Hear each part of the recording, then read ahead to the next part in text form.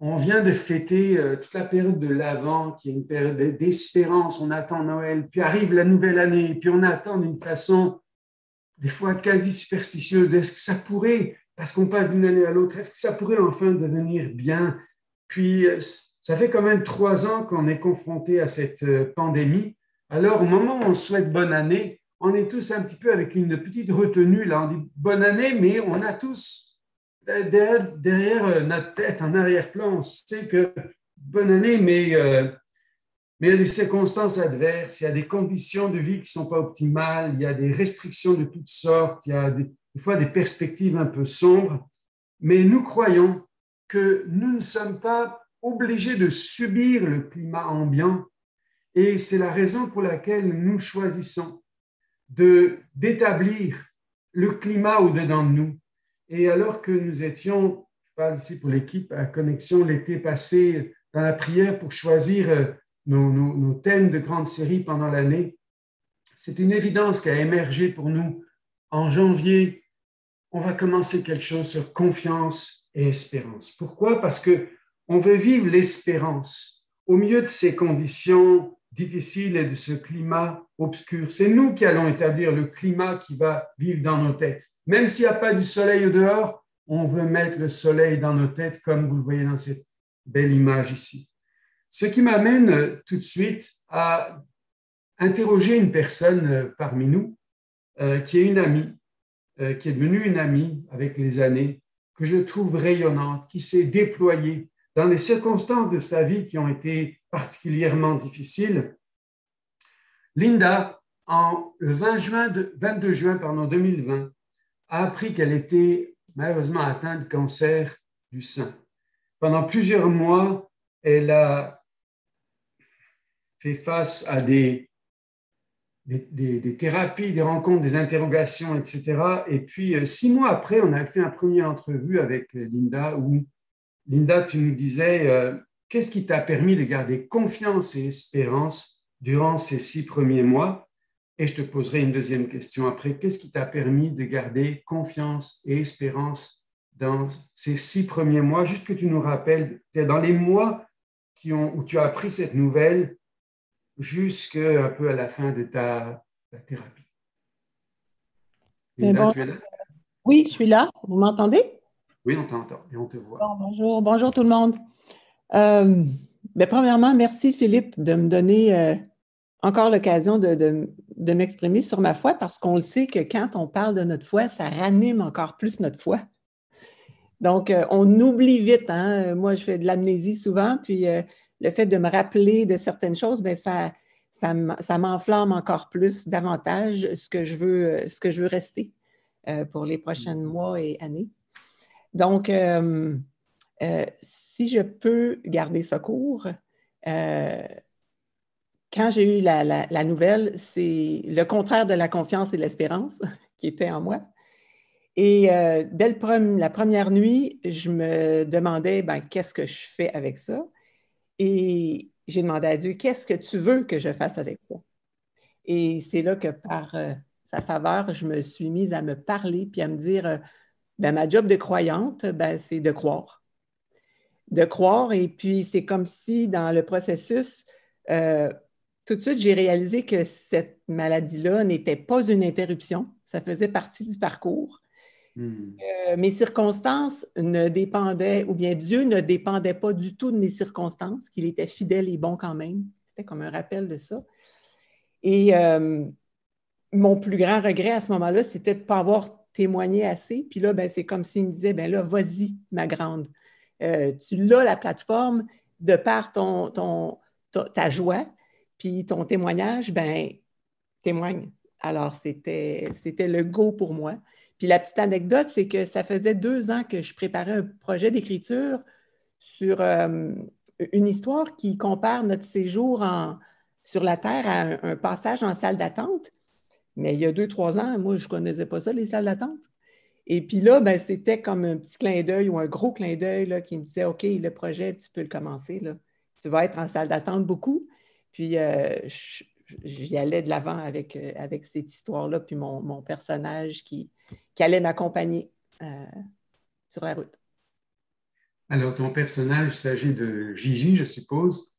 Mhm. Euh, c'est ça. Donc, c'est ceux qui ne savent pas, vous pouvez voir sur Facebook, par exemple, des petits épisodes assez comiques de ce personnage de Gigi c'est Linda qui, en même temps, manifeste cette créativité et nous partage toutes ses réflexions sur cette vie sur Terre qui est en salle d'attente, puis la pensée de l'éternité. Alors, Linda, merci. Puis, on avait entendu ces, ces témoignages, puis au-delà de tout ce que tu dis, on t'a vu éclore, on t'a vu te déployer, on a vu comme une grâce, un rayonnement, une autorité sur toi au travers de cette épreuve. Je trouvais ça extraordinaire, tout le monde en témoignait.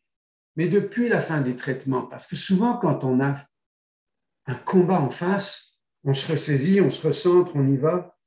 Puis maintenant que tu es en rémission, euh, comment tu nourris ton espérance et ta confiance pour rester allumée et heureuse dans ta vie? J'aime le terme nourrir parce que ce qu'on nourrit, ben, c'est ce qui va grandir. Hein? Puis si je ne nourris pas mon espérance, ben, l'anxiété, quand tu as connu la maladie, puis je ne suis pas toute seule ici qui a connu la maladie, là, euh, ben, l'anxiété n'est jamais bien loin. Fait que quand l'anxiété se pointe, ben, c'est ça. Je refixe mes yeux sur Dieu. Puis un des repères, c'est que je garde la fin à l'esprit. Keep the end in mind. Yeah. Donc, je me dis, OK, peu importe la longueur de vie qui me reste, là, peu importe quand elle est ma date de péremption, puis c'est pas que je pense mourir cette année, puis, mais je demeure réaliste pareil. Là. Rémission ne veut quand même pas dire guérison. Donc, peu importe ce que je vis, ce que je traverse, euh, si la fin était plus proche que je pense, est-ce que ce que je fais ou ce que je pense ou ce que je veux en ce moment, est-ce que c'est Mm. ça que je veux laisser comme trace? Donc, je me rappelle Mm. tout le temps, hein, OK, si c'était la fin, là, est-ce que, est-ce que c'est bien? Est-ce que ça glorifie Dieu, ce que je suis en ce moment? Je ne sais pas si c'est clair comment je le présente. Oui, oui, tout à fait. Ouais. Puis un autre père, c'est que c'est correct d'être dans l'inconfort. Plus je cherche le confort, moins je vais l'avoir. Donc, d'entrer dedans, l'inconfort va m'amener le confort. Euh, Mm. donc, je me repère comme ça. Quand je veux être confortable en me plaignant ou en m'apitoyant, ça, c'est comme, ça peut devenir confortable. Je dis, oh, c'est pas la bonne voie. Je vais entrer dans le doute en me disant, OK, Seigneur, tu veux que je fasse le contraire de ça, là, que j'ai la foi. Et ça m'amène davantage de joie. Super.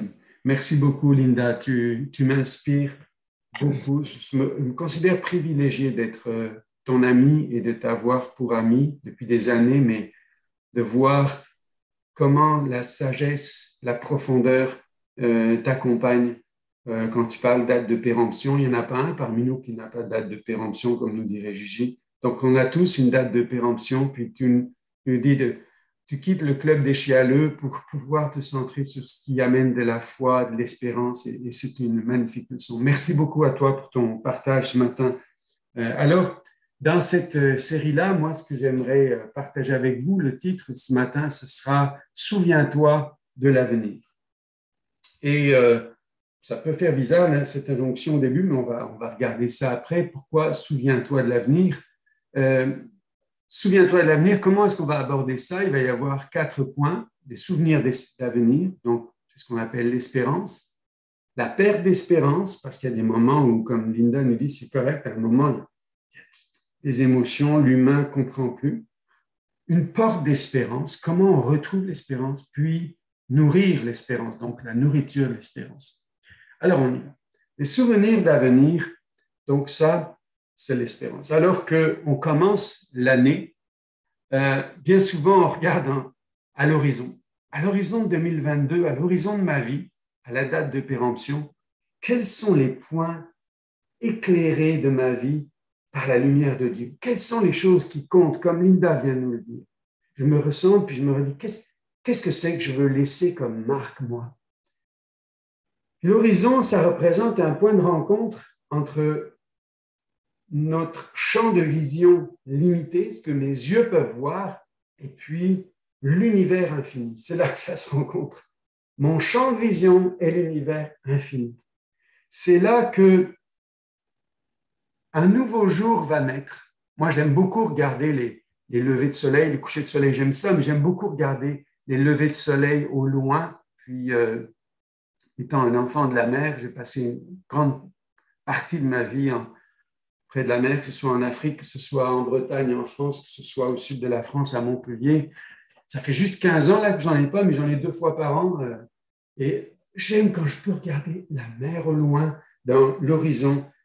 Et figurez-vous que les dernières recherches en neurologie nous disent que c'est tellement important pour notre santé mentale de voir loin, de regarder l'horizon et recommander aux citadins de lever les yeux de leurs écrans, de leurs bureaux, de leurs rues étroites et bien achalandées et de trouver des espaces où les regards peuvent aller loin. Autrement dit, regarde au loin et ton cerveau ira mieux. C'est ce que les neurologues sont en train de nous dire en ce moment.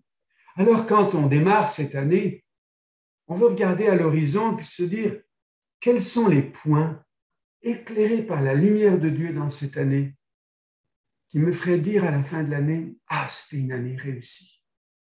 C'est quoi les repères sur lesquels je voudrais que Dieu et moi on se rencontrent, que mon horizon, mon champ de vision limité et la puissance infinie de Dieu se rencontrent. Alors, je sais que plusieurs font, et je le fais aussi, et je vous félicite de le faire, un bilan de l'année écoulée. Un bilan, c'est un comptable qui fait ça. On fait un bilan, mais on se tourne vers le passé. Comment ça a été dans le passé?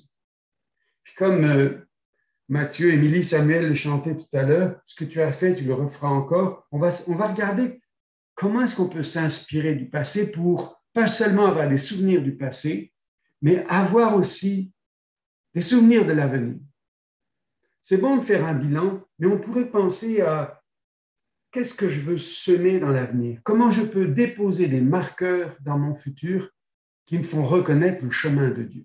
Plusieurs se disent, de quoi tu parles, Philippe, là, en ce moment? Je vais vous donner des exemples très concrets, très précis. Souviens-toi de l'avenir. Nous sommes en janvier 2020 et la première célébration au cinéma de l'année, comme aujourd'hui, là, j'invite tout le monde à regarder quelqu'un et puis à laisser descendre une pensée inspirée, une compassion, concern, une préoccupation vers quelqu'un, puis une fois que c'est descendu, d'aller trouver la personne et lui partager, c'est ça qui est dans mon cœur pour toi. Puis moi, j'ai Stéphane Plante qui s'approche de moi, puis il me dit, Philippe, jusqu'à présent, tu as beaucoup géré les choses par anticipation, organisation, tu gères, tu manages vraiment bien, tout est anticipé, organisé longtemps à l'avance. Mais voilà, une nouvelle saison arrive pour ta vie et où tu ne vas plus pouvoir faire ça, tu vas gérer les choses pas à pas, dans la confiance. Tu ne pourras plus anticiper. D'accord, Stéphane? J'ai tout terminé, mon programme des 4 mois est tout prêt, puis les 4 mois suivants, c'est déjà tout prêt aussi, tu sais. Mais d'accord, je reçois ça. Puis je m'en vais. Vous avez remarqué la date, nous sommes en janvier 2020. Le 12 mars 2020, quand je rentre de Thaïlande et qu'on commence le confinement et qu'on commence à vivre cette saison que nous vivons, dans laquelle nous sommes toujours obligés de s'ajuster constamment. Qu'est-ce qui m'a gardé, moi, à ne pas développer une mauvaise attitude ou à savoir que Dieu est au rendez-vous? Il a pris rendez-vous avec moi parce qu'il m'a dit en janvier 2020, Philippe, souviens-toi de l'avenir, il y a un avenir qui vient et dans lequel tu vas devoir opérer autrement. Donc, je sais que les règles du jeu ont changé. Ah, Seigneur, tu m'as prévenu qu'on allait changer de jeu. J'étais habitué à un jeu, puis là, tu m'as dit autre chose. Merci pour ce souvenir de l'avenir. Puis, je vais vous donner 2 autres exemples beaucoup plus simples. Et merci encore à Stéphane d'avoir fidèlement partagé ça. Je le reçois comme un cadeau du Seigneur. Mais je veux partager aussi, des fois, on peut le faire sur un plan très humain, très simple. J'ai eu 6 enfants et j'avais remarqué une chose, c'est que quand ils arrivent à l'âge de 13 ans, les miens en tout cas, ils perdent quelque chose d'extrêmement précieux qui s'appelle le sourire. Ils sourient dans leur enfance, sont beaux. Puis un matin, ils se réveillent. On dirait que ils ont été contaminés par l'homme de Cro-Magnon. Il n'y a plus de sourire, il n'y a que des grognements, il n'y a que... Alors je disais à Jean-Noël, Jean-Noël, mon petit dernier, quand tu vas avoir vers 13 ans, tu as un tellement beau sourire, il y a quelque chose qui arrive sur toi et qui va vouloir te voler ton sourire. Souviens-toi de l'avenir. Dans quelques années, on va vouloir voler ton sourire. Garde ça, défends ton sourire parce que c'est la plus belle chose qui est sur ton visage, puis tu rayonnes autour de toi. Et donc, juste de mettre un repère pour lui quelques années avant. Puis je revenais régulièrement. Vous savez quoi? Un jour, lui aussi, il s'est réveillé après avoir été contaminé par Cro-Magnon, mais tellement moins que les autres. Puis je pouvais dire, tu te souviens ce que je te disais pendant des années? Ne te laisse pas voler ta joie et ton sourire. Tu es tellement rayonnant avec ça. Et c'est celui qui a réussi le mieux à le garder et il est toujours notre petit clown dans la famille jusqu'à présent parce qu'il sourit beaucoup. Mon papa, lui, me donnait un autre exemple. Souviens-toi de l'avenir. Moi, j'étais un jeune pasteur radical. J'étais pasteur à l'âge de 21 ans, tout pour Jésus, vie par la foi, pas de salaire, pas de rentrer dans le système. On y va, puis il va pourvoir surnaturellement. Mais mon papa me dit, Philippe, souviens-toi de l'avenir. Il va y avoir un âge où tu vas avoir besoin d'avoir eu de l'argent mis de côté, ça s'appelle la retraite. Il va falloir cotiser. Puis après des années où je n'ai pas cotisé, enfin j'ai commencé à cotiser à un certain âge. Puis là, en France, il y a 2 caisses quand on est pasteur. Il y en a une qui est vraiment pour s'assurer que le pasteur restera très pauvre toute sa vie, il va mourir misérable. C'est une caisse qui est faite pour les prêtres, en fait, qui en bénéficient beaucoup d'avantages. Mais comme les églises ne sont pas riches, généralement, elles mettent leur pasteur là-dedans. Puis mon papa, qui s'était converti entre-temps, m'a dit, non, il n'est pas question que tu cotises là. Souviens-toi de l'avenir. Arrivé à un certain âge, tu vas me remercier d'avoir pris un peu plus d'argent de la caisse de l'église pour le mettre dans une caisse de retraite valable et même une caisse complémentaire. Puis je lui ai dit, merci papa, aujourd'hui. Donc, souviens-toi de l'avenir, c'est poser des repères quelque part dans notre futur qui sont voulus par Dieu pour nous rendre dans une vie bien meilleure et une vie bien plus belle. Alors, souviens-toi du futur. J'aime cette injonction, mais certains vont dire, bon, c'est juste un petit conseil humain parce que tu es coach. Non. Ça prend totalement racine dans l'Écriture et je vais vous en montrer 2, 3 exemples. Comme je vous ai montré des exemples personnels, je vais vous montrer des exemples dans l'Écriture. Le premier, je vais vous montrer, ce n'est pas le premier dans la Bible, mais c'est celui qui rend les choses assez évidentes. Il s'agit de Josué au chapitre 4, lorsque Josué passe le Jourdain. Et le Seigneur leur dit, écoutez, viendra un temps où vos enfants pourraient vous dire, est-ce que vous êtes sûr que Dieu a réellement agi puissamment avec miracle parmi vous? Alors vous allez prendre 12 pierres, une par tribu, et vous allez les poser là, juste à côté du Jourdain, du fleuve Jourdain, pour que vos enfants qui vous demanderont un jour, est-ce que Dieu a réellement fait des miracles parmi vous, puissent dire, regardez ici, on se souvient de ce que Dieu a fait. Donc, bien à l'avance, ce que Dieu leur recommande, c'est souviens-toi du futur. Pose des marqueurs dans ton futur qui vont te faire reconnaître les œuvres de Dieu, les chemins de Dieu, la façon de faire de Dieu. Souviens-toi du futur. Et cette expression, souviens-toi du futur, nous montre que la vie, finalement, c'est un chemin vers un avenir. Beaucoup de gens, avant que la foi chrétienne arrive, imaginaient, comme dans le bouddhisme, que la vie est un cercle qui se répète sans arrêt. Mais la foi chrétienne vient nous délivrer de ce cercle vicieux, de fatalisme ou du cynisme dans lequel on retourne dans cette génération pour nous dire non, il y a un avenir et une espérance. Il y a une façon d'investir sur ton futur qui fait que tu vas rencontrer Dieu. Le bonheur a rendez-vous avec toi dans le futur parce que Dieu veut ton bonheur. Dieu a rendez-vous avec toi. Il est un avenir et une espérance. Nous sommes juste en chemin vers de nouvelles découvertes. Souviens-toi du futur. Et ce mot qui est tellement fréquent dans l'Ancien Testament, le mot « zakor » en hébreu, nous sommes tous « zakor » là-dessus, dit « souviens-toi ».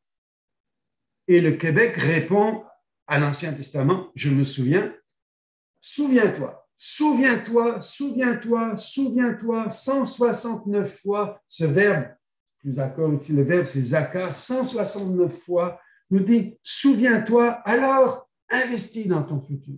C'est s'appuyer sur un certain passé pour créer un meilleur futur. Exemple. Souviens-toi que vous avez été étranger en Égypte dans le passé, alors dans le futur, soyez bons envers les étrangers. Souviens-toi que vous avez été libérés de l'esclavage, de Deutéronome 16, 12, alors quand vous aurez des esclaves, en ce temps-là, libérez vos esclaves après les 7 années. Chaque fois, parce qu'il y a un souvenir dans le passé, il sert à se propulser pour se dire, comme on l'a chanté tout à l'heure, tu le feras encore. Et peut-être pas de la même façon, mais tu vas le faire encore. La forme pourra changer, mais ta puissance va se manifester. Mais la liberté, ton amour, des rendez-vous avec le futur vont me conduire ici. On peut même trouver ce mot zakar qui Dieu se souvient. Dieu a des pertes de mémoire depuis le temps qu'il vit. Est-ce qu'il a attrapé Alzheimer? Dieu n'a pas de perte de mémoire, bien sûr. C'est comme éveiller une promesse. C'est comme se remettre en marche. C'est comme donner vie à quelque chose qui était en train de mourir. Quand Dieu se souvient de Noé, c'est qu'il va donner vie à un nouveau monde après les 40 jours de pluie et l'année qu'il a passée dans son arche. Dieu se souvient de Noé et un nouveau monde commence. Dieu se souvient d'Abraham et il a un fils. Dieu se souvient de Rachel et elle peut enfin enfanter. Dieu se souvient de Joseph qui est en prison et il sort de prison propulsé vers un avenir dont Dieu lui avait déjà parlé. Souviens-toi du futur avec ta robe bigarrée et avec cette vision que je t'ai donnée du soleil, de la lune qui vont s'incliner devant toi. Souviens-toi du futur et un jour le futur est arrivé. Alors c'est ce que j'aimerais nous dire. Notre Dieu est le Dieu qui était, qui est et qui vient. Et dans ce Dieu qui vient, il nous dit allons à la rencontre d'un meilleur futur, d'un avenir qui est éclairé, de souvenirs éternels, de projets éternels. Heureux ceux qui placent en toi leur confiance et qui attendent devant toi. Ils trouvent dans leur cœur des chemins tout tracés. Dieu est capable et il veut simplement déposer dedans nous des souvenirs d'avenir pour 2022 et au-delà. Alors, je voudrais vous donner l'exemple majeur pour ce matin qui va être l'exemple du prophète Jérémie. Car je connais les projets que j'ai formés sur vous, dit l'Éternel, projets de paix, non de malheur, afin de vous donner un avenir et de l'espérance. Un verset bien connu, souvent surutilisé et utilisé parfois même sans regarder le contexte. Alors, on va regarder le contexte de ça. Pourquoi Dieu dit à travers de Jérémie, je vais vous donner un avenir et de l'espérance. Dans le contexte, Jérémie est à Jérusalem, une ville assiégée depuis des années par les Chaldéens, les Babyloniens, qui vont prendre la ville. Et Jérémie n'arrête pas de dire, la ville sera prise, on va tous partir en captivité et on va devoir rechercher le bien de la ville où on sera mené en captivité parce que l'exil va durer 70 ans. Et tout le monde le voit comme un traître. Pourquoi tu ne dis pas ce que tout le monde veut entendre? Nous, on croit que Dieu va encore nous protéger. Il dit, désolé, cette fois-ci, Dieu a exercé sa patience jusqu'au bout et il sait que pour nous permettre de rebondir vers un meilleur avenir, on va devoir passer par cette épreuve. Ça va durer longtemps. Et à un moment, Dieu va parler à Jérémie. Il va dire, oui, c'est vrai, vous allez être assiégés, vous allez être vaincus, dépouillés, prisonniers, exilés, la capitale va être détruite. Et au milieu de tout ça, Jérémie, souviens-toi de l'avenir. Souviens-toi de l'avenir, ça veut dire, je fais quoi? Tu vas poser un acte qui est un souvenir de l'avenir. Tu vas acheter un champ pour construire. Et là, Jérémie, c'est dans Jérémie 32, Jérémie ne comprend pas. Seigneur, écoute, je sais qu'il y a beaucoup de choses étonnantes qui viennent de ta part, mais là, tu as fait un peu fort. Parce que tu sais, à mon âge, si je pars exilé 70 ans à Babylone, et tu nous as dit de construire des maisons là-bas, ça va durer longtemps, de rechercher le bien de la ville où on sera amené en captivité. Il n'y a pas beaucoup d'espoir pour que moi, j'utilise ce champ pour construire dans 70 ans. Et le Seigneur dit, non, il n'y a pas beaucoup d'espoir, mais il y a une grande espérance. C'est une espérance divine. Achète un champ pour construire.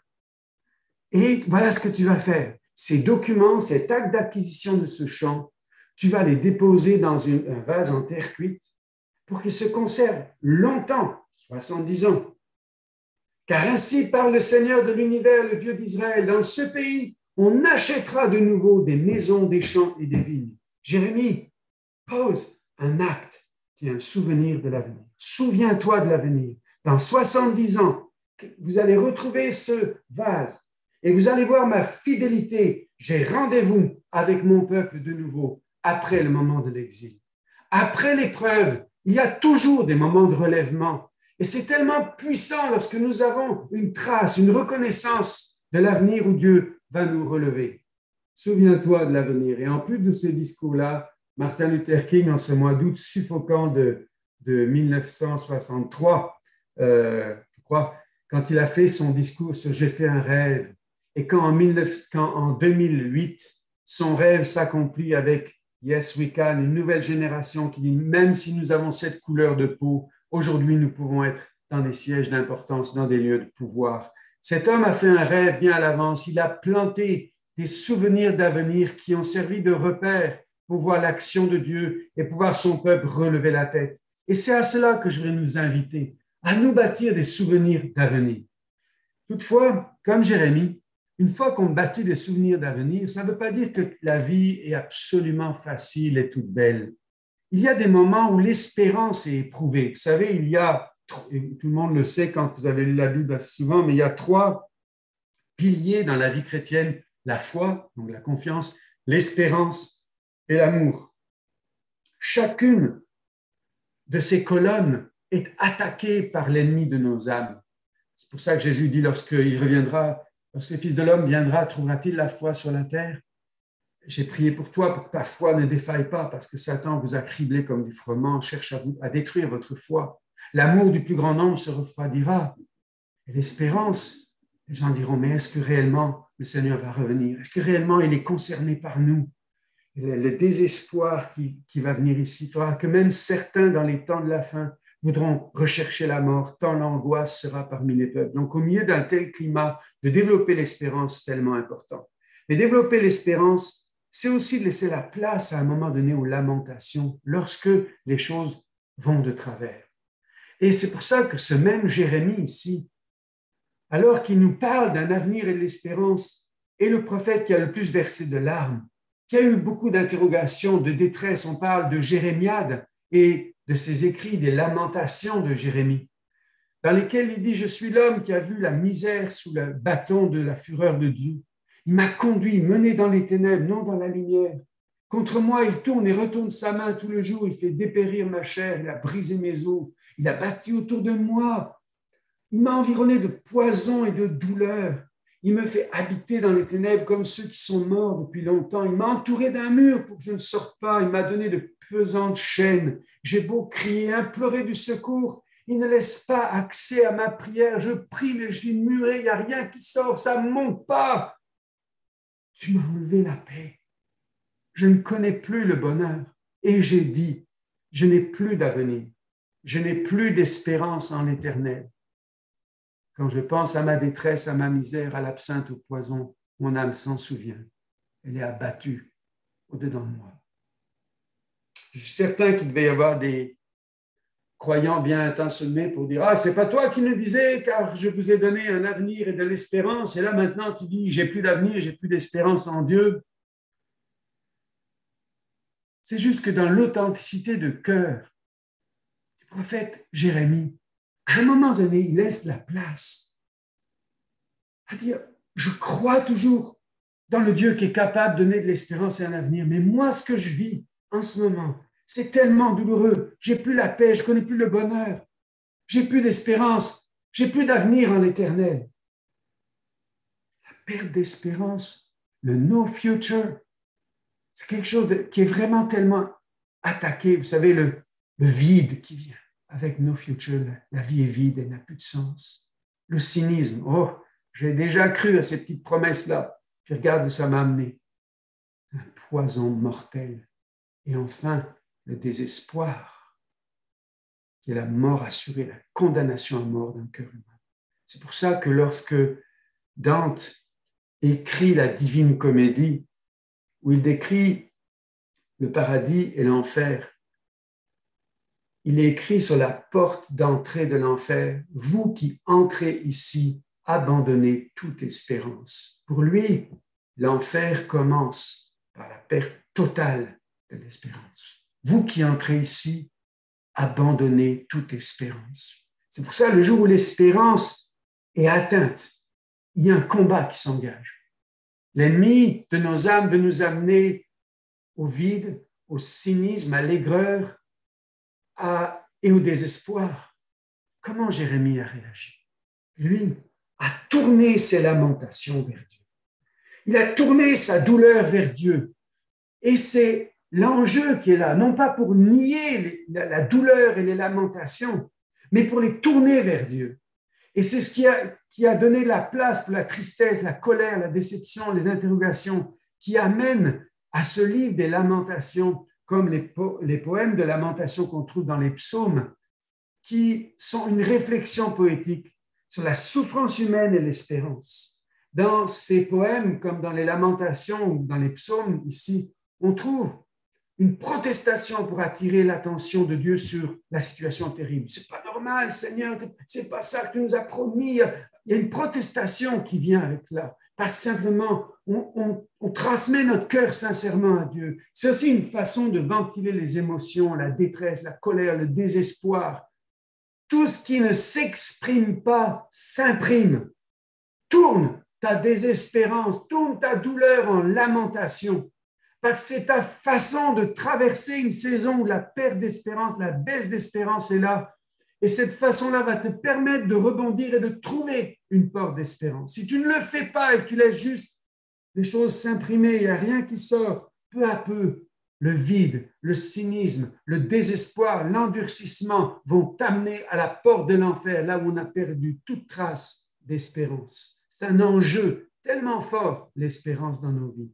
Il y a une place ici pour exprimer la confusion, l'incompréhension. Je ne comprends pas ce que tu fais, Seigneur. Même si je sais que tu as toujours raison, écoute, je ne comprends pas. Comme là, Jérémie dit, je ne comprends pas. Tu me dis d'acheter un terrain pour construire alors qu'on va partir tous.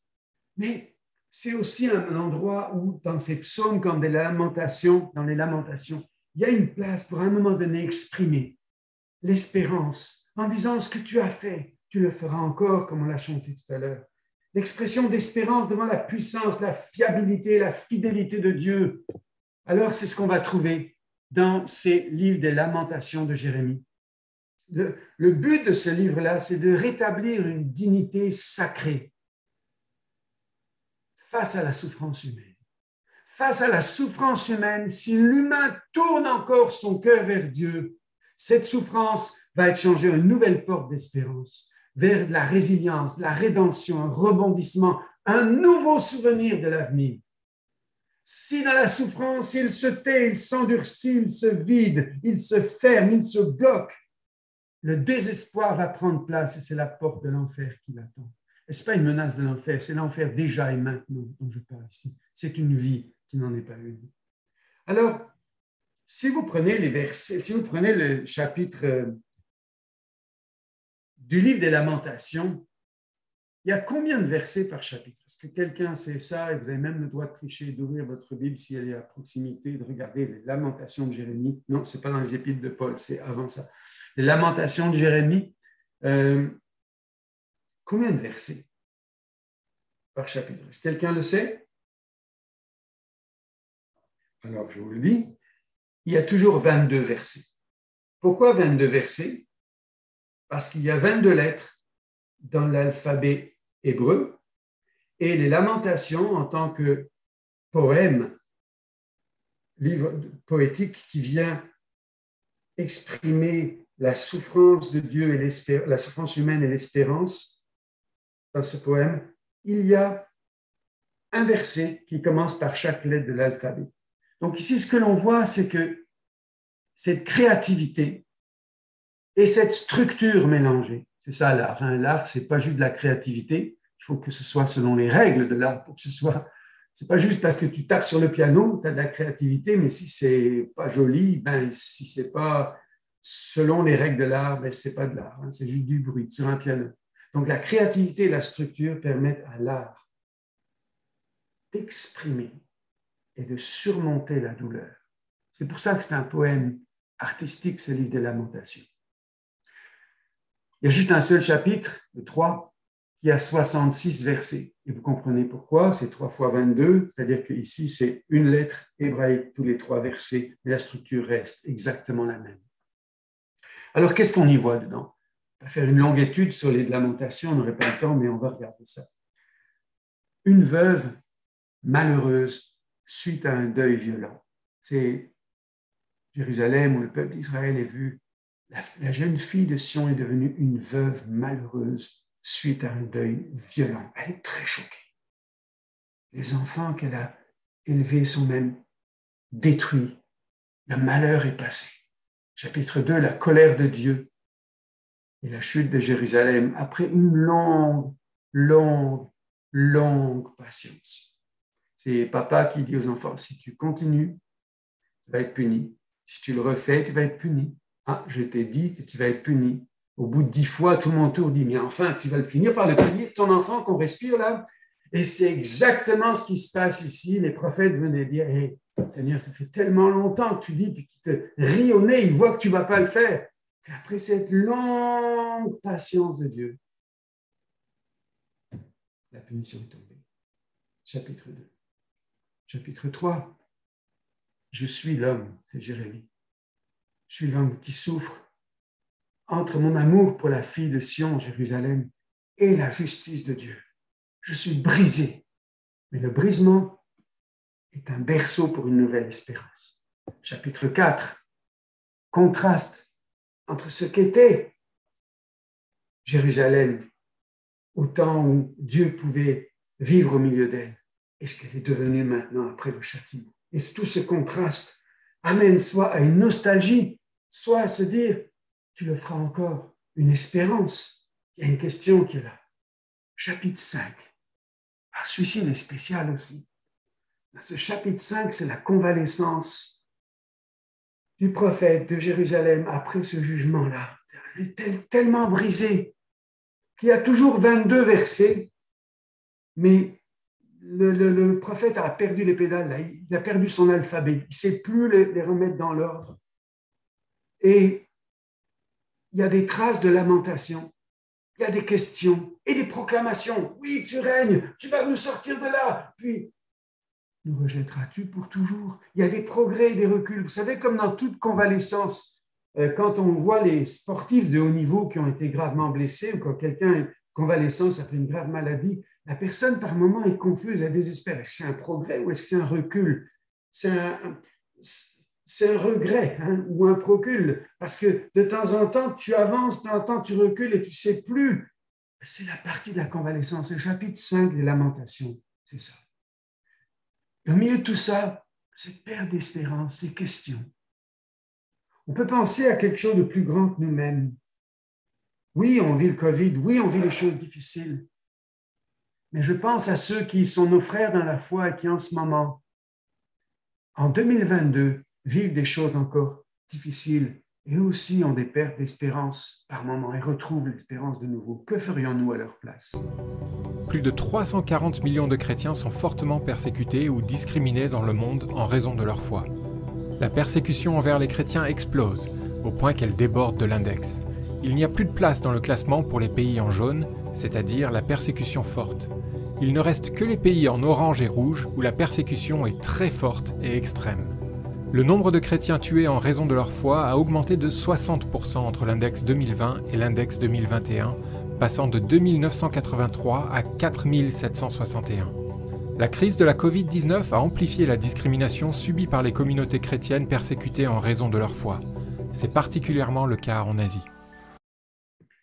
Alors, particulièrement le cas en Asie, mais vous voyez, si vous avez les 12 pays sur la liste des 74 pays qui vivent une persécution terrible dans ce temps-là, on fait deux genres de distinction de persécution, ce qu'on appelle la persécution marteau, qui est marquée de violence, la persécution étau, qui est juste des oppressions, des privations de droits, des licenciements abusifs à tes chrétiens que tu perds ton emploi, des moqueries publiques, donc un public qui est cible du pouvoir et de la population.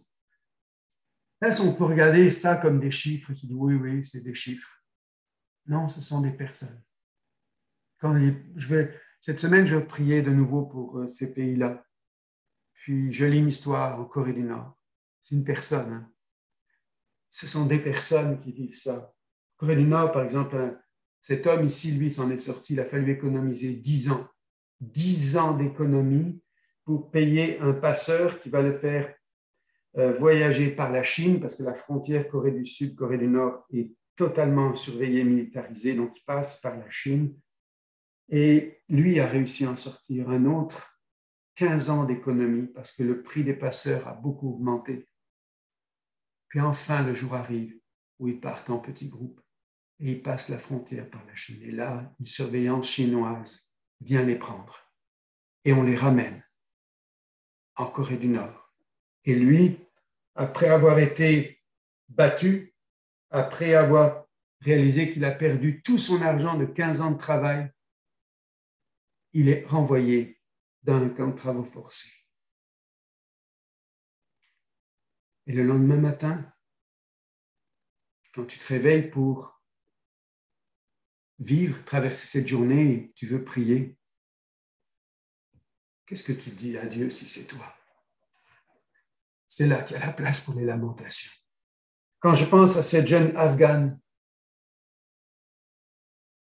convertie depuis une dizaine d'années, commençant à se fiancer avec un missionnaire qui venait d'Occident, aux États-Unis ou au Canada, mais arrivent les talibans, les étrangers quittent le pays, elle, c'est interdit, tu restes là. Mariée de force à un musulman bien plus âgé, violée, battue, obligée de suivre les prières et les coutumes musulmanes. Dans les jours qui suivent, tu sais, le livre des Lamentations, c'est ça qui sort de ce cœur. Qu'est-ce que tu dis à Dieu dans ce moment-là? En Somalie, 3e pays, je ne vais pas vous les faire les 12, je vais m'arrêter là. En Somalie, père de famille chrétien, qui lit la Bible. Savez-vous qu'en Somalie, il y a un groupe qui s'appelle les Shebab, des extrémistes musulmans. S'ils voient quelqu'un lire la Bible, ils tirent une balle aussitôt. Et ce père de famille de 6 enfants est assassiné devant sa femme et ses enfants, tué d'une balle devant eux. Et à ce moment-là, son épouse est dévoilée devant tout le quartier de la famille comme étant une chrétienne. Personne ne doit l'aider. Elle aimerait mourir aussi, mais elle a 6 enfants à nourrir. Et le lendemain, quand elle va dire « Donne-nous aujourd'hui notre pain de ce jour », qu'est-ce que tu dirais à Dieu si c'était toi? Comment tu vis cette situation si c'est toi? Et c'est là que les lamentations sont un secours incroyable. C'est le moment où le combat pour la perte d'espérance est si fort, ou de retrouver une porte d'espérance.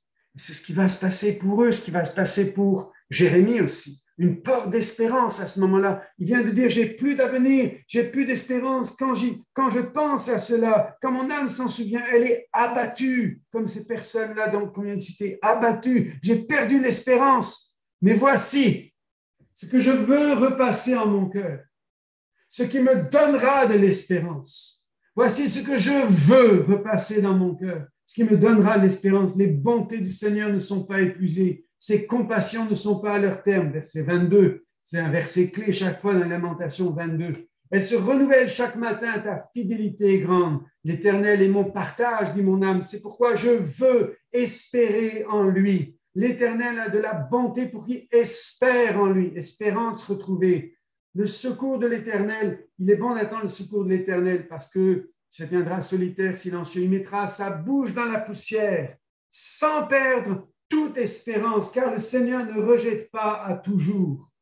C'est là qu'on trouve parfois l'épreuve, le jugement, le moment difficile que nous traversons peut être le berceau d'une nouvelle saison d'espérance. Zacharie, souviens-toi de l'avenir. Souviens-toi, l'histoire ne finira pas là. L'ennemi n'aura pas le dernier mot. Je connais l'alpha et l'oméga, celui qui aura le dernier mot dans ma vie, celui qui se lèvera pour parler en dernier. C'est pourquoi voici ce que je veux repasser dans mon cœur. Je ne laisserai pas 2022 m'environner de nuages de pessimisme, de cynisme, d'incrédulité, de désespoir. Je me battrai contre ces choses-là et même quand ma bouche est dans la poussière, Je ne perdrai pas toute espérance, même quand il va me conduire au désert, comme il le faisait avec son peuple Israël. Je vais conduire mon épouse, ma fiancée au désert et je parlerai à son cœur. Et là, je lui donnerai une porte d'espérance. Je lui ouvrirai une porte d'espérance. Espérer en hébreu, kavar.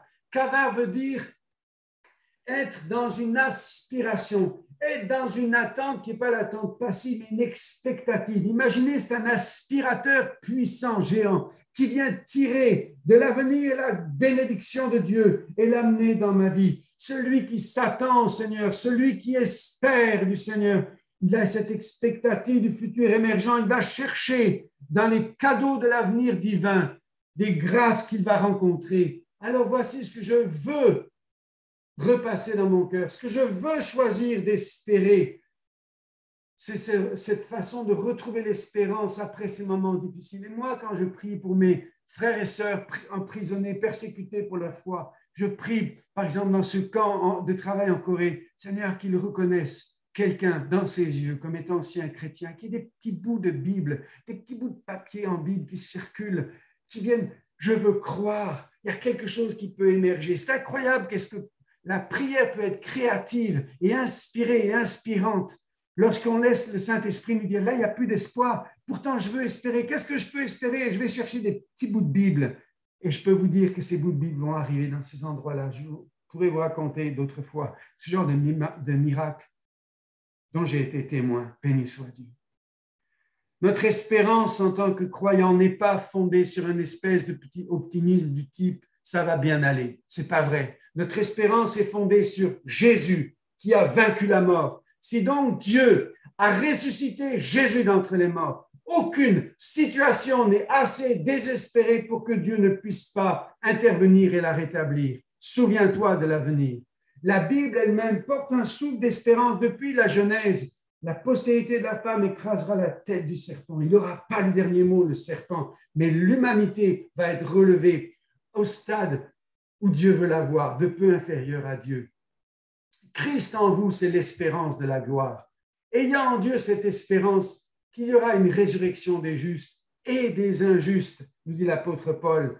Voyez, l'espérance chrétienne, elle, puis c'est fondée sur Jésus qui était mort et ressuscité. Et aujourd'hui, nous sommes porteurs de cette vie de résurrection dedans de nous, ce qui fait que nous sommes porteurs de l'avènement du Messie, du retour du Messie. Nous sommes porteurs de cette même vie, ce même souffle qui a ramené Jésus d'entre les morts, agira au-dedans de nous, ce qui fait que même la tête dans la poussière, il va nous relever, il ne nous laissera pas tomber définitivement. À un moment donné, la porte d'espérance va s'ouvrir de nouveau. Et notre espérance ultime, c'est que un jour, il essuiera toute larme de leurs yeux. La mort ne sera plus, il n'y aura plus ni deuil, ni cri, ni douleur. Les premières choses sont passées. Réjouissons-nous, soyons dans l'allégresse. Les noces de l'agneau sont venues. Heureux ceux qui sont appelés au festin des noces. Tu es appelé, je suis appelé. C'est pourquoi au milieu même de circonstances qui sont celles de la COVID, en 2022, je choisis de me dire, je suis appelé au festin des noces. Alors je choisis le bonheur dans ma vie, je choisis d'être heureux et de ne pas me laisser environner et de ne pas laisser environner mon cœur par le climat ambiant du pessimisme et du cynisme de notre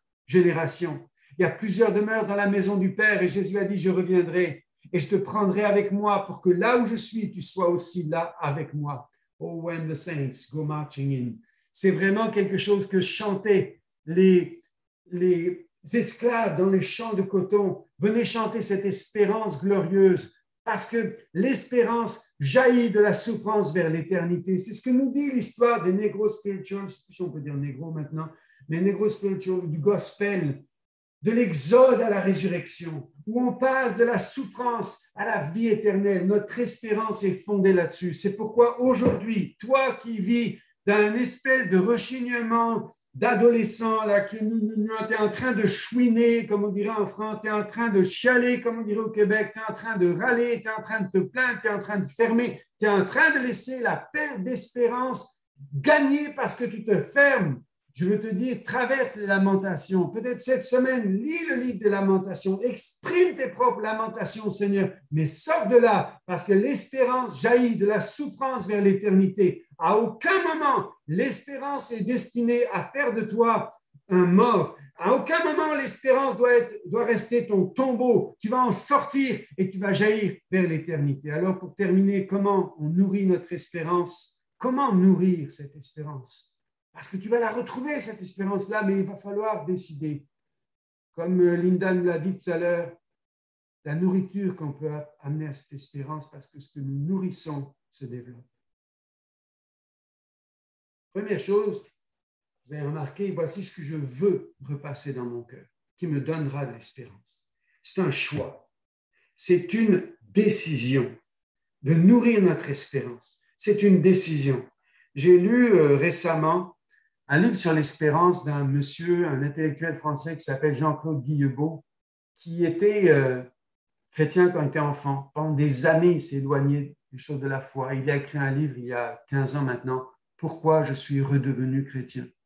Et il écrit un livre sur l'espérance dans notre civilisation, dans notre culture. Ce n'est pas dans le monde chrétien, mais c'est dans la culture occidentale. Et combien il dit, les pessimistes autour de nous veulent nous faire croire que le pessimisme est intelligent et que l'optimisme est stupide ou que l'espérance est stupide. Ce n'est pas vrai. Et il dit, nous sommes responsables d'être aussi joyeux et déterminés que l'ont été ceux qui ont fait l'histoire auparavant. C'est un choix, c'est une décision. Je me souviens, j'étais jeune pasteur, je travaillais dans les pays francophones. Après avoir connu Désiré, après 1995 à Yamoussoukro en Côte d'Ivoire, quand il y a eu le génocide au Rwanda, quand il y a eu tellement de choses qui se sont passées dans ces années-là, et même au Liban et partout ailleurs. Un jour, je vais voir le secrétaire général du Haut Conseil à la francophonie. On était devenus amis, comme une grâce de Dieu. Lui avait commencé à lire la Bible, avait commencé à prier. Je priais avec lui quand j'allais le voir. Mais ce jour-là, j'étais un petit peu plaintif. Et je lui dis, vous savez, je ne sais même pas si j'ai envie de travailler encore dans la francophonie quand je vois l'état de nos nations. Et il m'a dit ceci.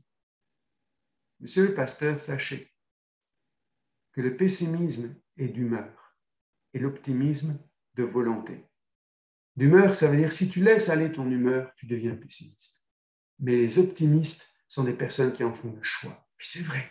C'est aussi ce que ce monsieur qui s'appelle Viktor Frankl nous dit, alors que lui est un rescapé avec beaucoup d'autres des camps de la mort, de la Shoah, pendant la Deuxième Guerre mondiale. Il dit, on peut tout enlever à un homme, si ce n'est l'ultime liberté, celle de choisir son attitude face à une somme donnée de circonstances. Celle de choisir son attitude et par cela son propre chemin. Il va choisir. Voici ce que je veux repasser dans mon cœur. Je fais un choix. Je peux faire le choix de laisser les choses sombres rentrer dans ma tête ou je peux choisir à un moment donné. C'est l'espérance que je veux choisir. Comme Jean-Claude Guillebeau nous dit, l'espérance n'est pas seulement reçue, elle est décidée. Comment nourrir notre espérance? Voici ce que je veux repasser dans mon cœur. Voici le choix que je veux faire. Au lieu de me plaindre qu'il pleut dehors, je veux apprendre à danser sous la pluie. Voici le choix que je veux faire. Je veux mettre de la lumière dans mes pensées. Je veux choisir des pensées qui sont bibliques. Je veux renouveler mon intelligence. Pourquoi? Je lis l'Écriture abondamment et encore abondamment.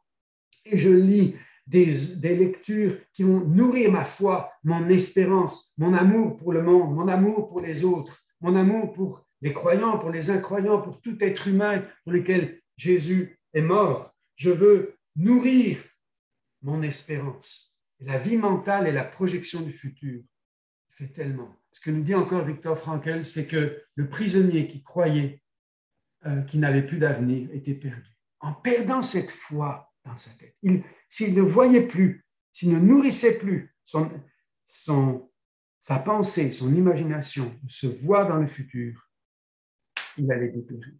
C'est ce que la petite fille ou la Geneviève de Gaulle, qui est de la famille du général de Gaulle, a passé sa jeunesse aussi, les années de sa jeunesse dans ce temps. Elle a dit, tous ceux qui dans mon campement se voyaient en dehors, en train de fonder une famille, commencer une entreprise, avoir du travail, reprendre des études, tout cela, garder un moral, un souffle, une joie. On réussit même dans leur santé physique à sortir des camps, à moins qu'ils soient assassinés, qu'ils soient exécutés. Mais ceux-là ont pu sortir alors que les autres sont morts de dépression. Nourrir mon espérance en faisant le choix. Voici ce que je veux repasser dans mon cœur. Les bontés du Seigneur ne sont pas épuisées. Je veux y repasser des paroles de confiance, l'appréciation de la beauté. Comment nourrir son espérance? Écoutez ce que nous dit encore Viktor Frankl. Lorsque le détenu s'abandonnait à sa vie intérieure, il éprouvait un sentiment de gratitude vis-à-vis de la beauté de la nature. C'est grâce à cela qu'il pouvait dominer la misère dans laquelle il était.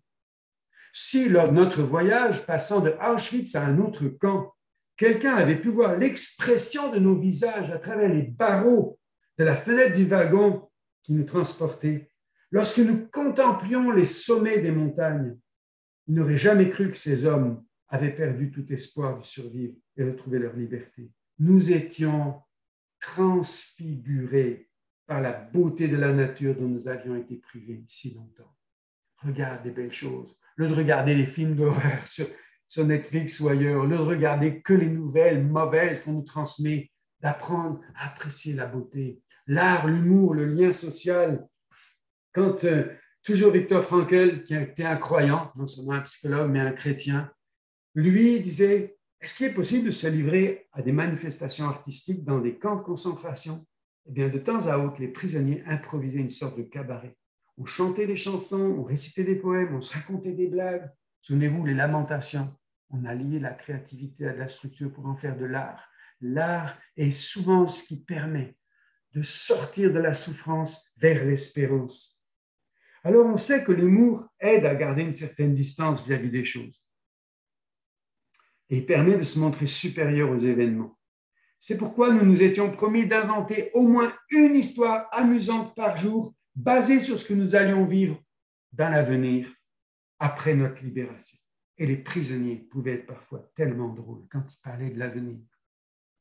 Ces cabarets connaissaient un tel succès que certains prisonniers, malgré la fatigue de journée de travail, le fait que s'ils venaient là, allaient manquer le repas du soir, choisissaient d'y venir passer leur soirée parce qu'ils étaient renouvelés sur le plan psychologique et physiologique. Parce que le lien social nous donne des forces. Ne reste pas tout seul. Ce n'est pas un moment pour t'isoler. Viens dans les rencontres d'église, viens dans les réunions de prière, viens dans les rencontres de groupe. Le lien social est tellement important. Trouver du sens à ce que nous vivons.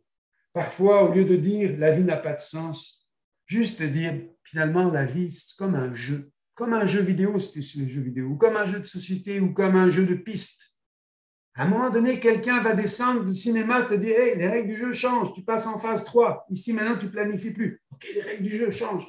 Mais la vie est tout à fait autre chose lorsqu'on l'aborde en disant « je vais jouer mon rôle et je vais surmonter les circonstances devant moi comme règle du jeu. Ce qui compte, c'est de mettre l'essentiel au centre, de garder mon cœur plus que toute autre chose, dans la foi en Dieu, dans la dépendance de Dieu, dans l'amour de ses projets, dans son royaume. Alors c'est moi qui vais trouver du sens à ce que je vis, au lieu de dire seulement « oh, la vie n'a pas de sens ». Trouver du sens. Ce que Viktor Frankl nous dit ici, ce que l'Écriture nous montre ici, c'est que lorsque l'humain dit « la vie n'a pas de sens », vanité des vanités, tout est vanité, la dépression et la désespérance s'en vient. Nous trouvons du sens à ce que nous vivons, parce que toutes ces choses travaillent ensemble pour le bien et du projet de Dieu dans la vie de ceux qui aiment Dieu. Et enfin, comment nourrir notre espérance? Retrouver le souffle de la vie en dépit des tragédies de l'existence. Ce que Jean-Claude Guilbeault appelle l'optimisme tragique et que l'abbé Pierre appelait les désillusionnés enthousiastes. Les désillusionnés parce qu'ils ont connu des moments de perte d'espérance. Ils ont été déçus, ils ont été rejetés, ils ont connu les épreuves que l'humain connaît sur la terre. Mais ils ne se sont pas fermés là. Arrivés là, au moment où ils avaient perdu l'espérance, ils se sont tournés vers Dieu pour dire « souffle en moi, remets en moi enthousiasme », c'est-à-dire qui est animé du souffle de Dieu, entheos en Dieu, animé, ranimé par Dieu. Souffle en moi, comme tu as soufflé sur Adam au commencement, il a vécu. Comme tu as soufflé sur les premiers chrétiens à la Pentecôte, souffle en moi de nouveau dans mon abattement pour que je retrouve la vie. Et les plus beaux humains que vous rencontrerez sur la terre, croyants ou non croyants, sont toujours les désillusionnés, enthousiastes. Ils n'ont ni orgueil, parce que ça a été perdu dans leur désillusion, ni pessimisme et cynisme, parce qu'ils ont été ranimés d'une espérance en Dieu. Puissions-nous devenir ces désillusionnés, enthousiastes. Alors, on appelle ici, souviens-toi de l'avenir, reprends la route de l'avenir et de l'espérance. Reprends la route, renonce s'il te plaît, renonce au vide, au cynisme, à la négligence, à l'aquabon. Renonce à l'aquabon. Renonce à laisser le dernier mot à l'ennemi de ton âme qui se réjouit de te voir commencer l'année dans l'abattement et l'inquiétude. Souviens-toi de l'avenir. Voici ce que je veux repasser dans mon cœur. L'espérance. Permettez-moi de prier, puis je veux qu'on termine avec un chant que je vais mettre après.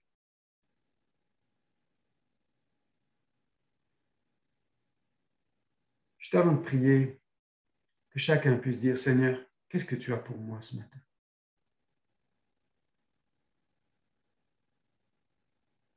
Et ma prière, Seigneur, c'est que nous soyons désenglués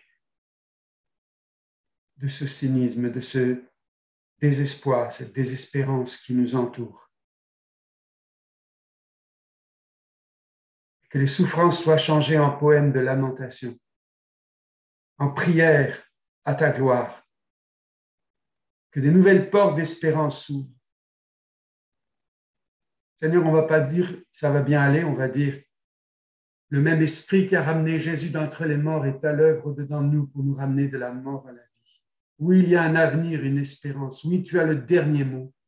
Et nous ne laisserons pas à l'ennemi le dernier mot. Tu me poussais pour me faire tomber, mais l'Éternel m'a secouru.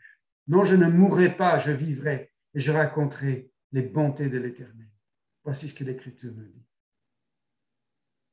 Et voici ce que je veux faire. Je veux placer pour le Québec, pour notre avenir, pour nos deux églises, pour ta famille, un souvenir dans l'avenir.